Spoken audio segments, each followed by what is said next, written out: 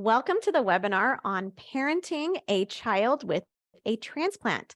This webinar is hosted by Transplant Life, and that is a transplant patient-led community under the umbrella of Lifebulb. So today's guests that are joining us are going to be Kyla and Bella. So I'm going to go ahead and bring them on. Let's see. Okay. If you can go ahead and join, I'll tell you a little bit about them as they join. Okay. Kyla and Bella have been a part of our community on Transplant Life, and they are an incredible duo. So Bella is a bone marrow transplant recipient and also a bowel transplant. She's a patient on the donor list for that. And Kyla is the mom of a child with who is a transplant patient. So I am just looking right now to see if Kyla is on, just to make sure that she's joined. Okay. Hang on one moment. We're just having all the fun with technical today.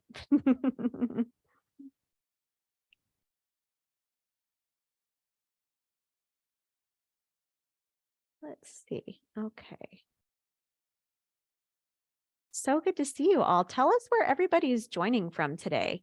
Oh, haha, I see. It says it's named as me. We're going to have fun today. Here we go. Okay, that's what was going on. Thank you for raising your hand. So good to see you. All right. Yay, technology. We're just having fun today. So yeah, if you want to go ahead and rename yourself, you can, if it'll let you. Oh, right. Okay, let's see if I can handle that. Here, you know what? I actually got it. There we go. Okay. Kyla. Okay. Kyla Hi. Thomas. So Thomson. good to see you. Thompson. Oh my gosh. Thompson. There we go. Good to say it Okay. right. Funny story. The pastor who married my husband and I said Thomas. No. And everyone's like, wait a minute. That's not it. It was kind of funny. Yeah. It was okay. So awesome. Yeah. So I was just telling everybody a little bit about you. And I am Shelby Hansen. I am a Transplant Life community manager. I am also a kidney transplant recipient, had my kidney transplant about 5 years ago. And my plan is to just let Kyla and Bella shine today. So do you want to go ahead and tell us a little bit about you, Kyla, and what your transplant experience has been with Bella? Yeah, for sure. I got Bella right beside me here. She's laying down. Hi. Do you want to say hi, sweetie? She's just laying down. Yeah. Oh, what a sweetheart. Our experience has been a lot of what we are in and experiencing right now, which is inpatient in a children's hospital. Over 1,000 nights since she was born. And, we're going through it right now.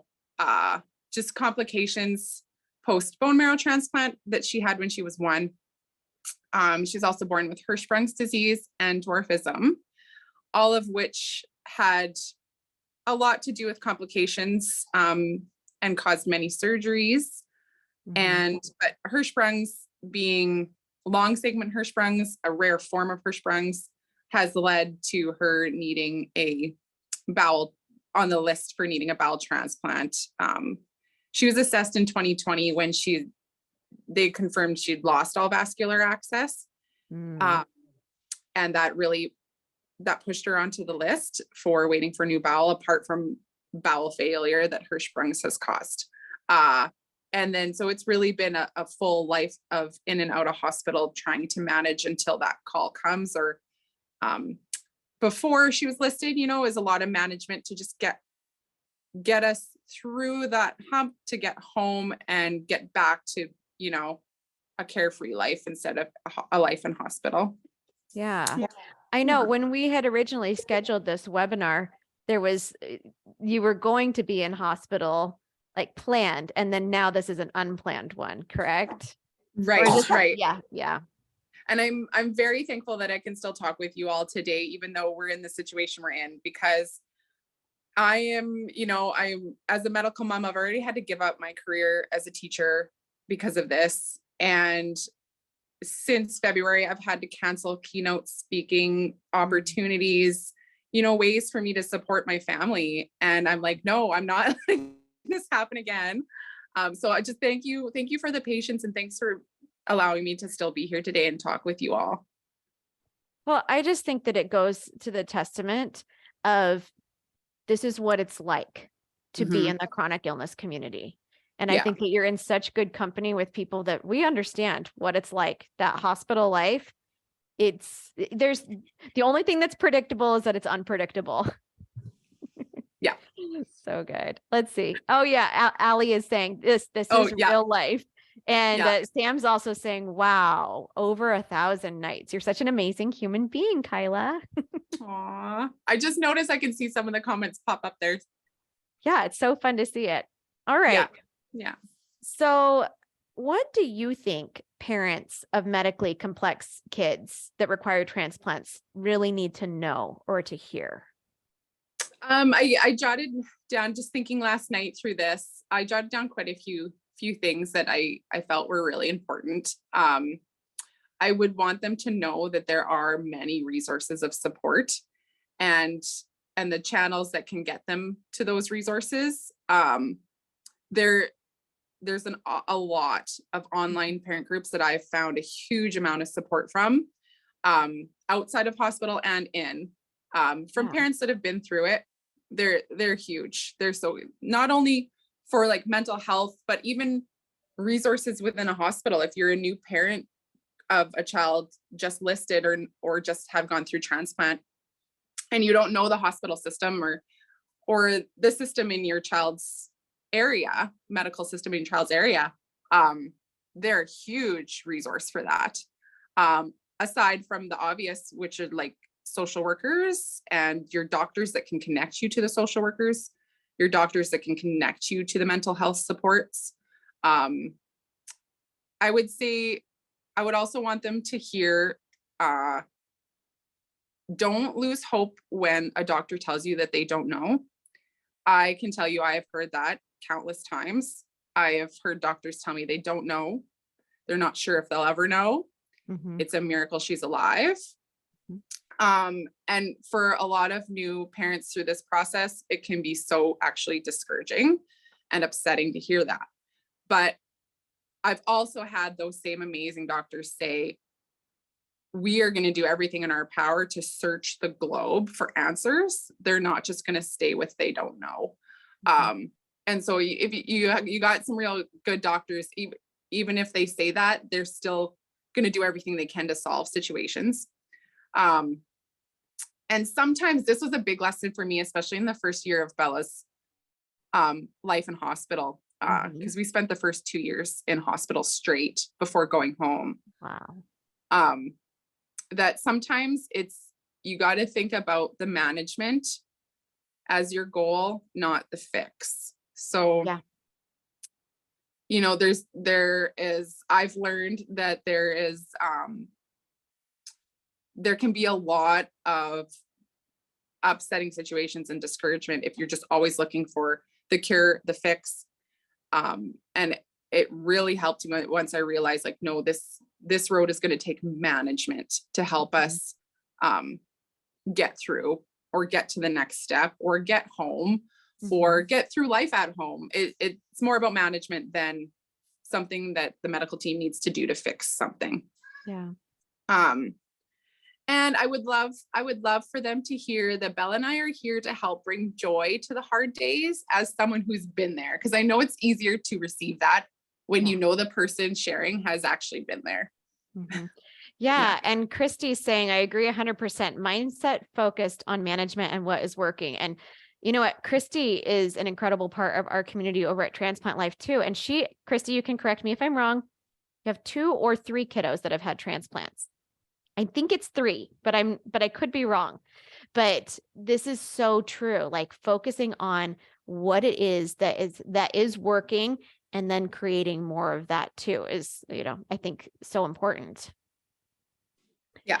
So backing up a little bit, Can you tell us a little bit about your story? And also, I had so much fun looking at your YouTube channel and watching you and Bella over the years. So tell us a little bit about what happened, especially like with TikTok and all of that. Let us know. Yeah, yeah. YouTube is kind of like our hidden little gem of like the first couple years of our life that I forget to tell people about because I like TikTok is our main platform. Yeah. And then Instagram and Facebook. Mm-hmm. I've been using Facebook since day one. It was the easiest reason in so many emergency and isolation situations that our family and friends couldn't get to us. And then it evolved into like a healing journey for us as we shared and realized that what we shared helped other people. I started actually a blog and a YouTube channel in 2014, and I called it Isabella's Mustard Seed. And my YouTube channel was Hospital Mom Hacks because in 2013 and 14, like Bella's born in 2013, things have changed so much since then, especially in pediatrics. We didn't even have a children's hospital in our province.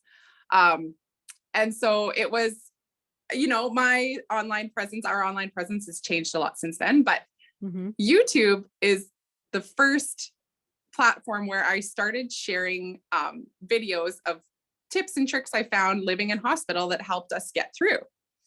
So they're still on there.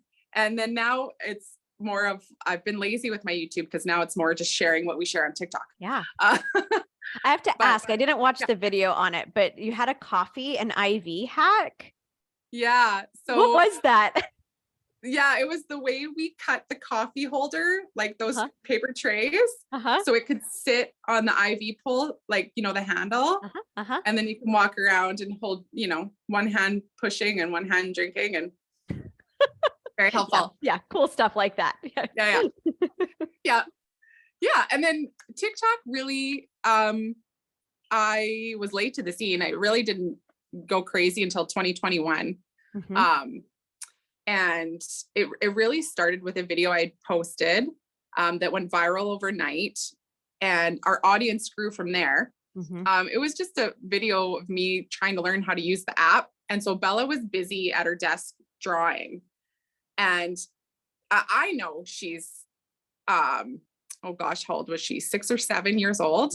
But from the back, she looks younger, right? Because she has dwarfism. And so I think it blew up, not only because she's an excellent artist, but I think the majority of people thought she was a lot younger than she was, drawing this amazing picture. And then it just blew up. But at that point, I had all of our information on there. So when people started learning our story and learning like, oh, she's Bella Brave, they were like, whoa, wait a minute, this is your story?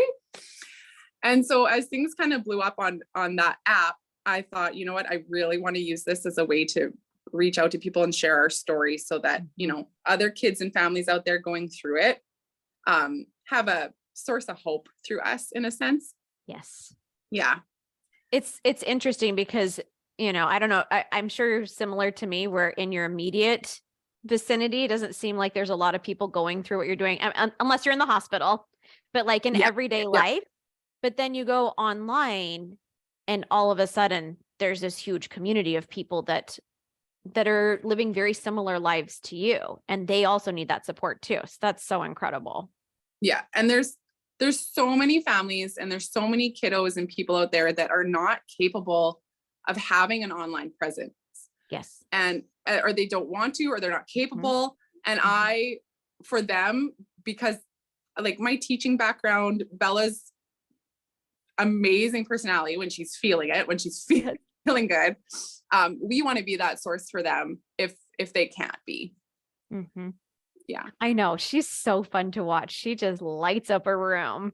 So if you haven't seen them on their social media, like Bella does like the cutest dances and she sings and she's just adorable. I want to go back really quick. Christy said, my youngest had the first transplant liver and kidney at 2 years old, and second transplant kidney at 11 years old. My oldest had, there was something even before that. I have 3 kids, but 2 of them have had transplants. And I adopted a couple from Nepal, and the husband is waiting on a transplant. I knew there was something in there. She's got an amazing story too. So yeah, so liver and kidney at 2 years old and second transplant kidney at 11 years old. My oldest had a transplant at 19, 24 hours before brother received his. I'm thinking it's 2019 because I think your kids are little. Are they older? Anyway, so good. But yeah, please like keep connecting with other people like on the Transplant Life Forum because it's been fun to see like Yeah. everybody's connections. Everybody's got amazing stories. Okay. So next question. Where have you found the best supports for yourself as a mother and for Bella?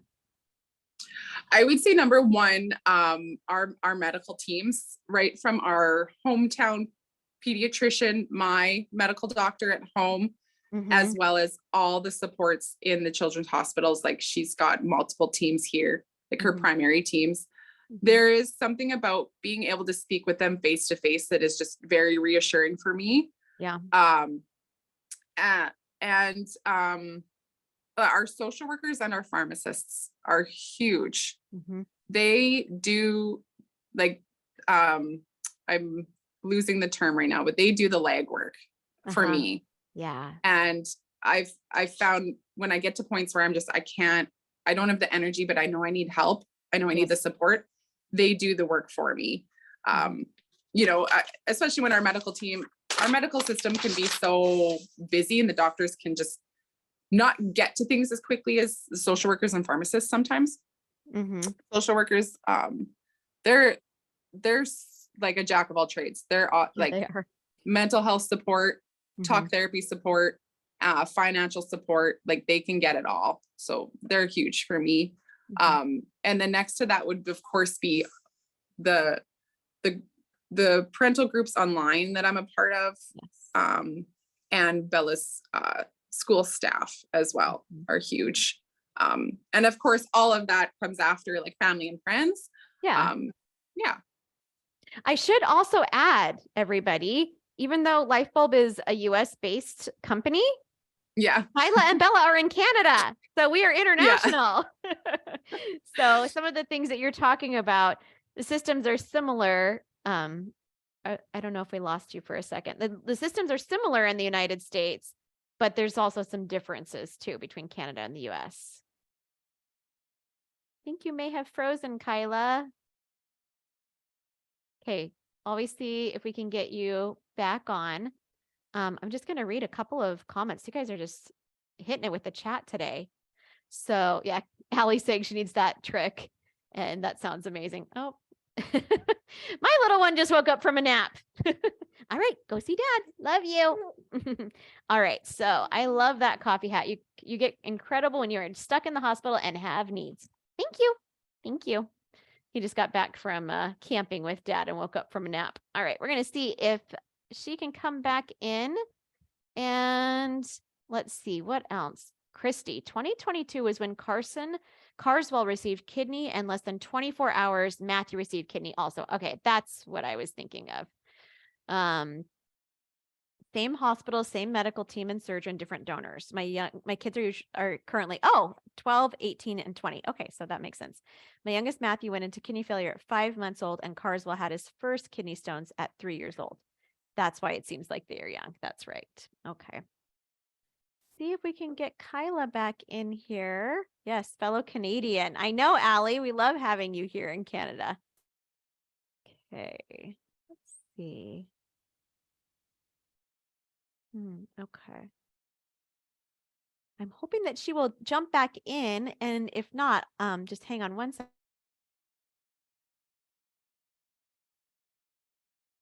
Okay. Let's see. Attendees, come back on, Kyla. If not, we will finish up and have her come back at another time.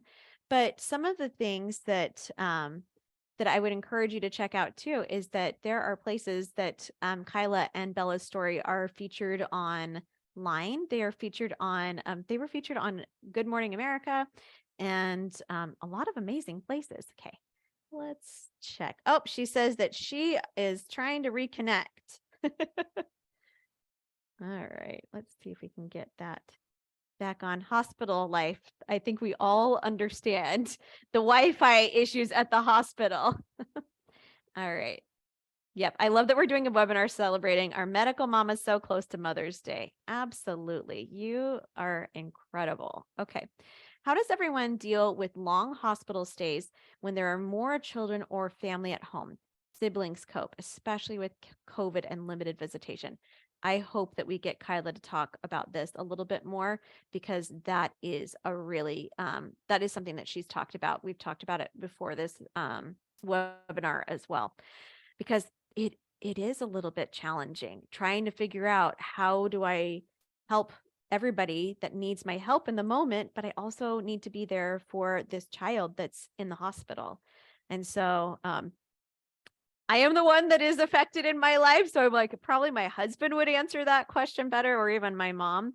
But I think a lot of it has to do with being okay with where you are at in that present moment, and knowing that's where you need to be, and trusting that your other kiddos are going to be good too. She's coming back on. Kyla, we got you back. Ah! Yay! Hospital Wi-Fi at its finest. I mean, if it doesn't get more real than this, I don't know what.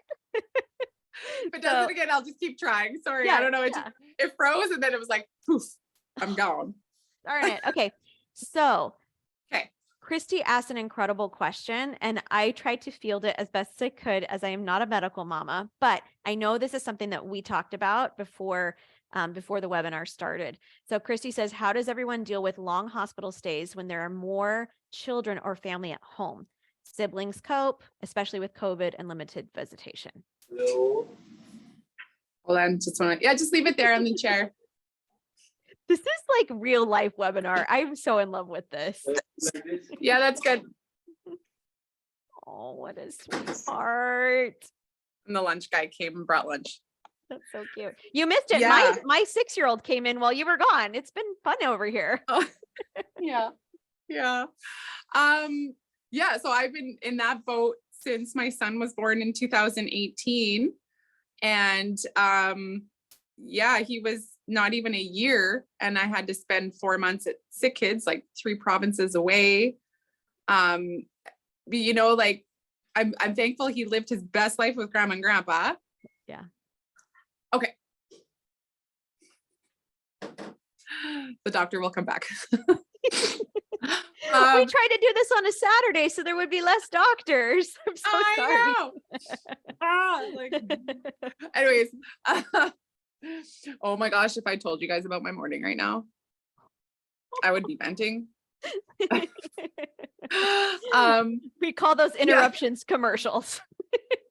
I like it. Yeah. It was really hard, but honestly, I'm thankful I have such a good spirited little guy. He was really happy with grandma and grandpa. I have family that he could be with and have fun with when my husband and I were with Bella. And when he was about 1 or 2, he's 4 now. So when he was about 1 or 2 and 3, maybe not so much when he was 3, but he was really, around age 2 was tough. He would cry every time I had to go to hospital, even if it was just a clinic visit in our city. He was thinking I was leaving for a long time. Right. So it was a lot of reassurance for him before I had left. And then of course, that being our life for the past 4 years with him, he now understands, and he'll be like, oh, okay, you're going to Calgary, you're going to Toronto, you're going to Saskatoon for Bella. I get it. Okay. When are you home? Because I want to go play with you, and you need to give me your schedule so you can come back and play. And we FaceTime every day. His day home lady that he's with right now, we Snapchat each other every day.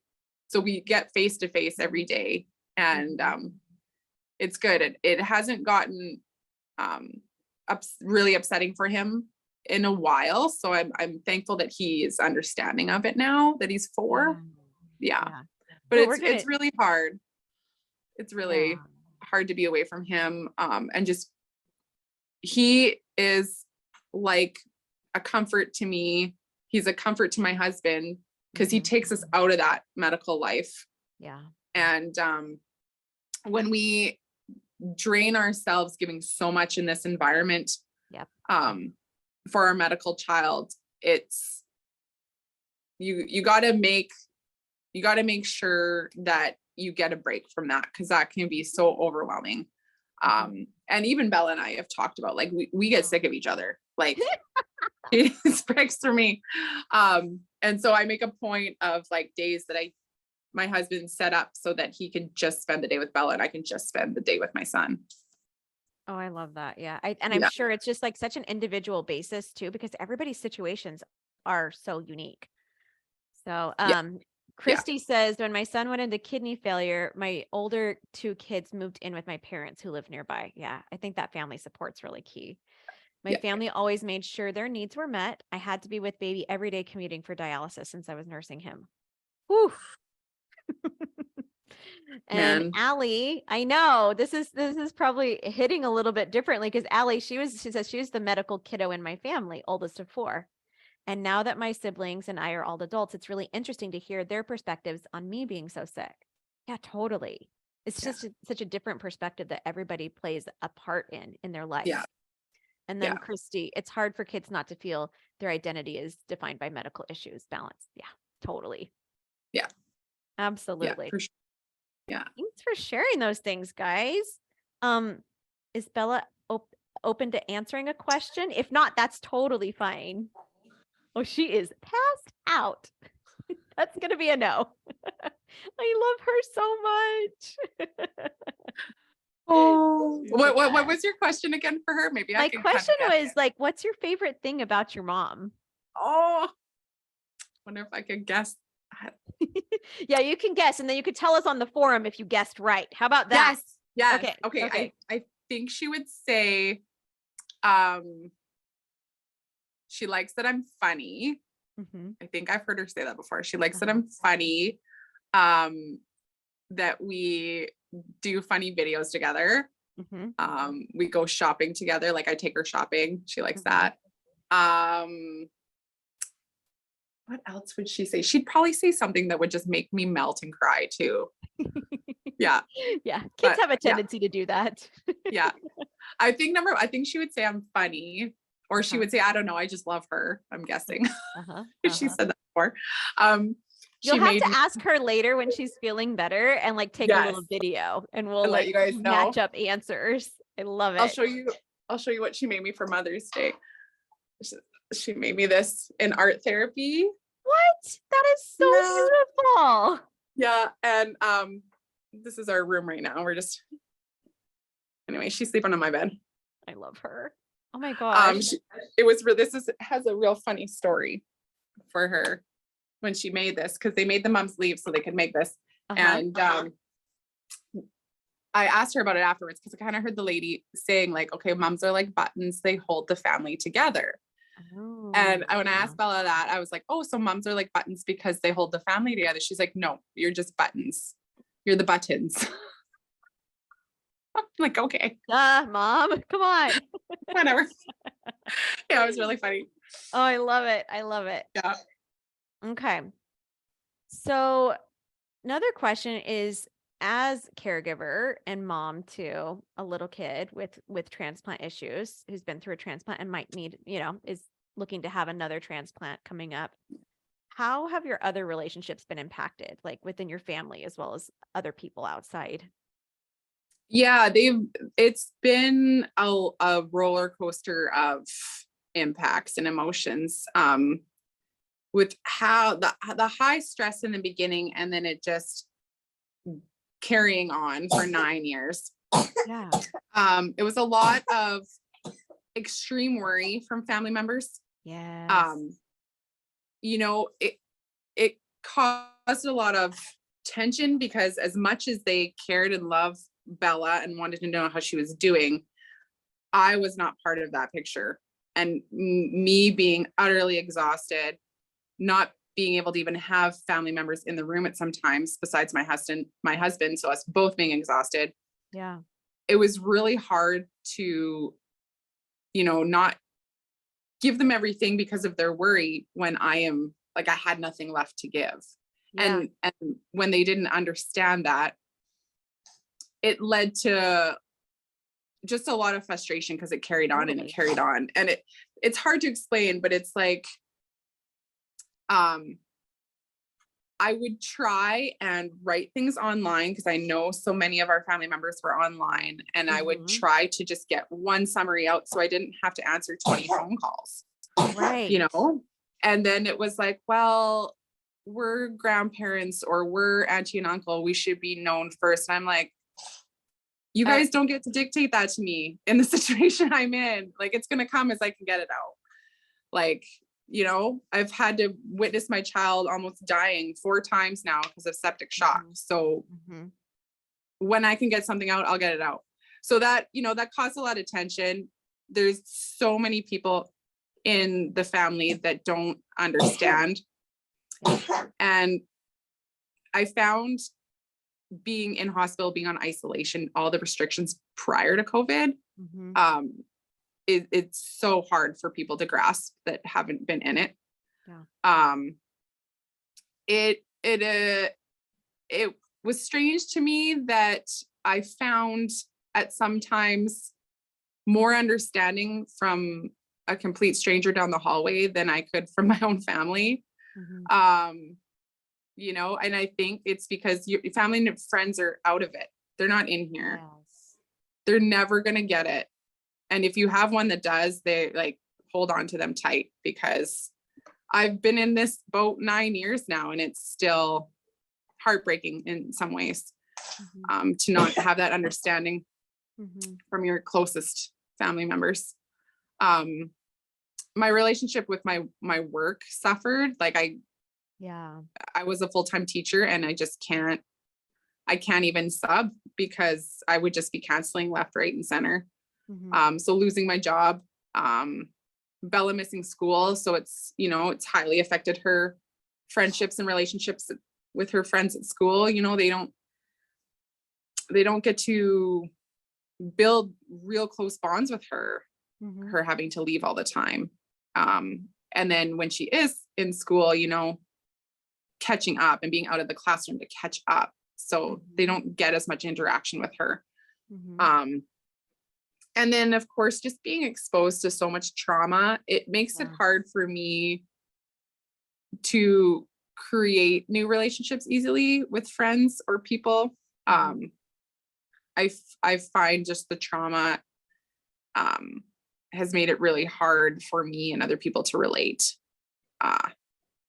And it's and just so many unique scenarios that it's just harder to explain now, right? It's not like a trauma that happened a year ago that I could explain. It's ongoing trauma for the past 9 years. And it's like, oh, sorry, I can't explain why I'm weird.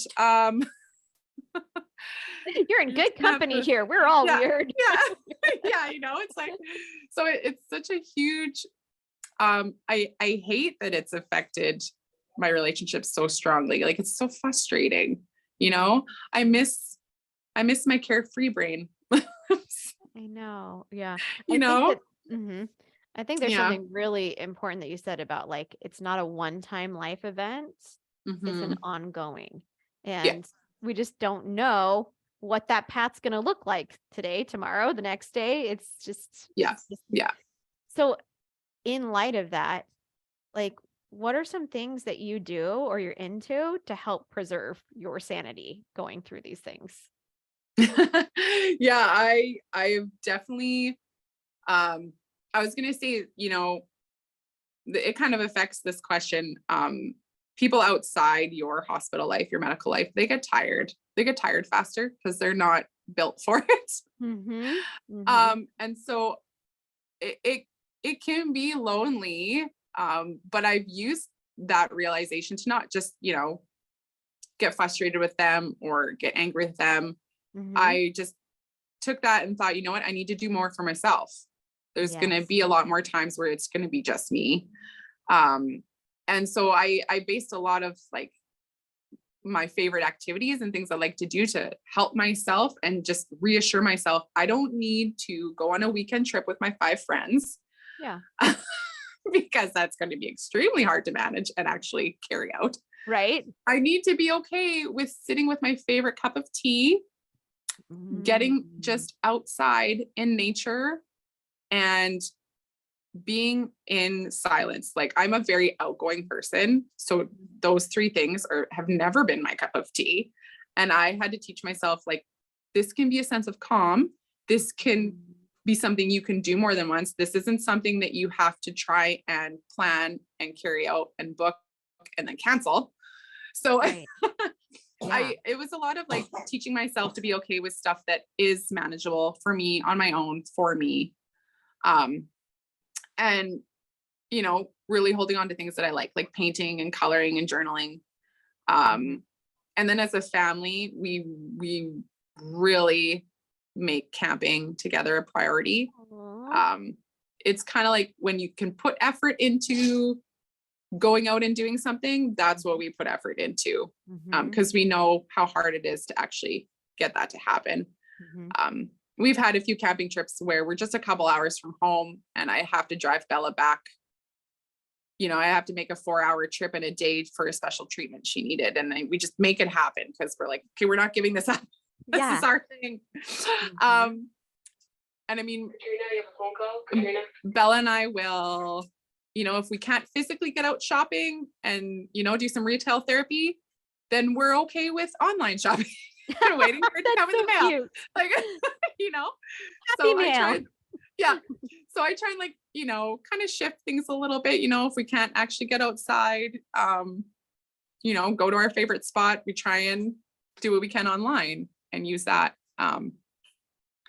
And in hospital, we utilize Child Life 100%, like the stuff that they can do for kiddos that can't even get out of their room or parents, is awesome. Like they can really, really set you up for some fun activities when you can't even leave your room.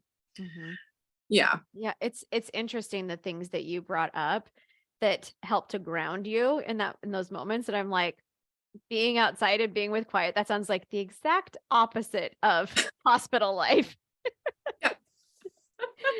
So I know after my transplant, I had my transplant at the University of Michigan, and they had like a little patient's garden that was outside. So while I was going through some complications post-transplant and healing, I was able to go out there, and they had like a little water fountain and just some like greenery. And I was like, I didn't realize how much I was missing that from being in those four walls. That, you know, it's a sterile environment, and it doesn't, it's not set to look pretty. It's set to be functional to help you to get better. But those things, and like the quiet too, because especially in the hospital, there's always beeping, there's always paging, there's always somebody coming in and out.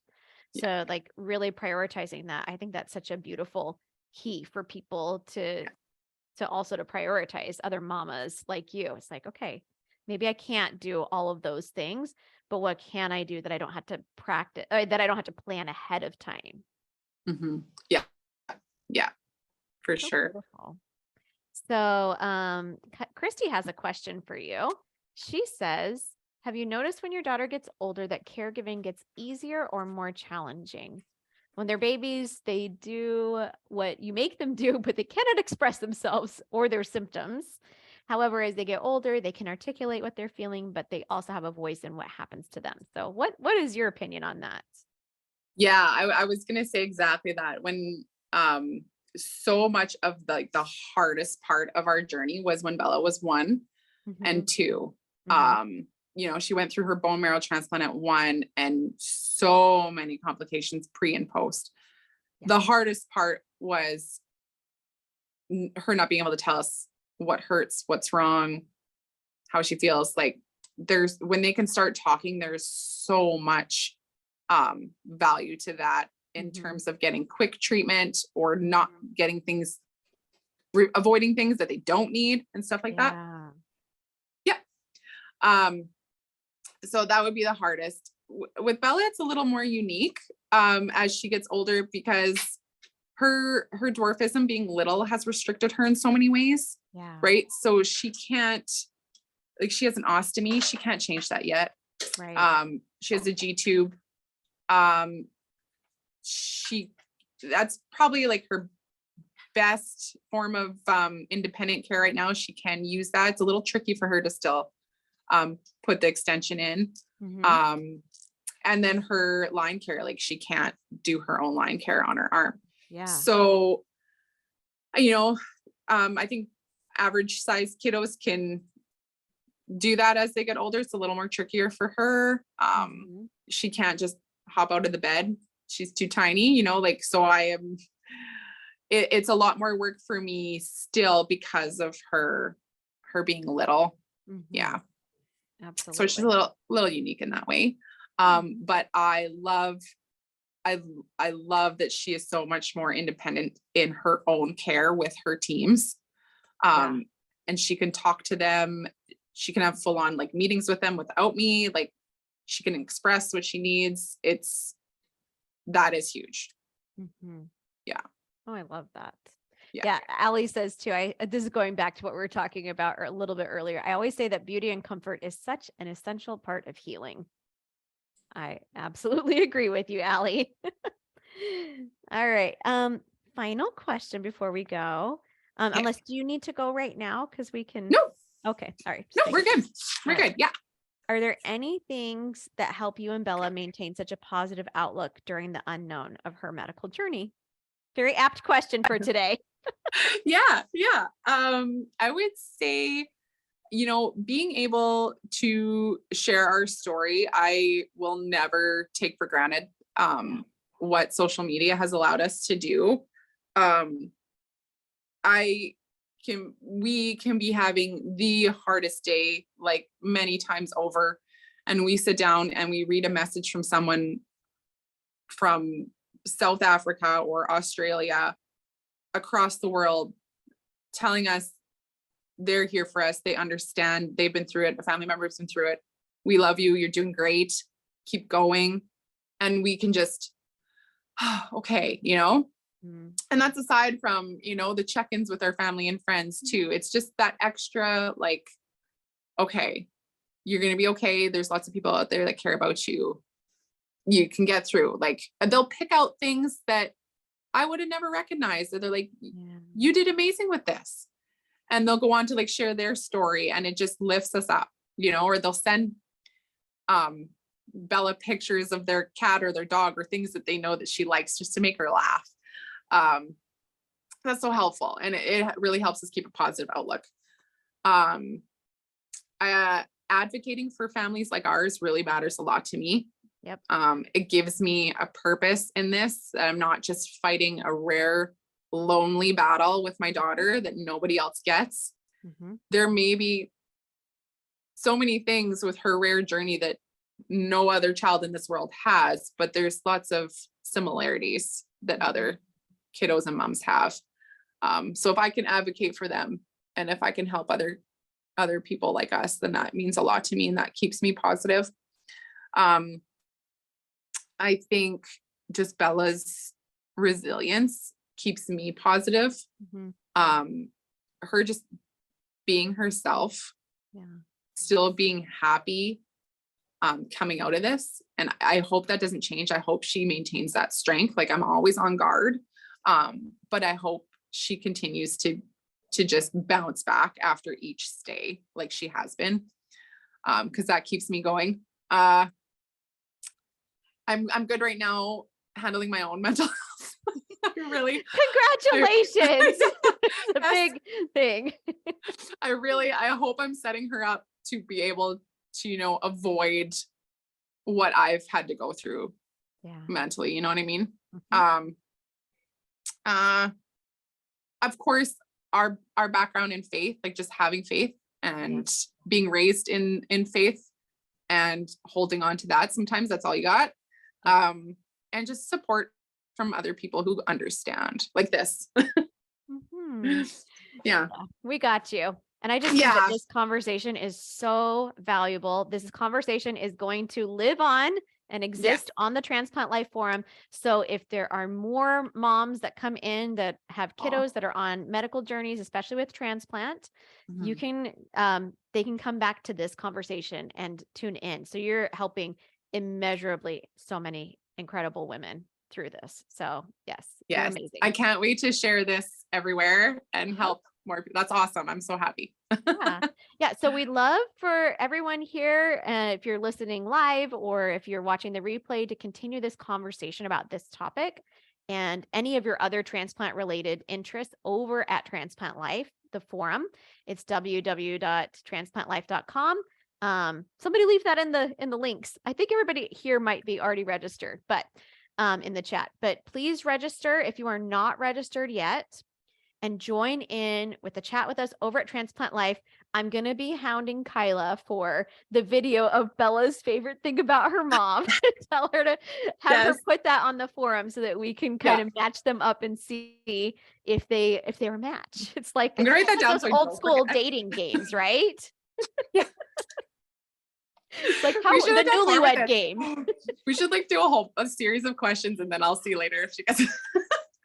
I love it. I love it so much. Yeah. Okay, what she likes most about me. Okay. Yes. Christy says, our kids are watching us for how to handle life and the struggles we face. It helps as a parent to know finding positive ways to keep our mindsets focused, help our children learn good ways to deal. Mhm. Couldn't agree more. Like, such a perfect way to end this webinar. So Kyla, we'll see you on the forum. She's already there posting. So you can search her username and you can find more posts from her there. And we love you all. Thanks so much for joining us today. Yes. Thank you guys. I will see you all in the forum. All right. Have a good one. Bye-bye, everybody. Bye. Thanks. Thank you.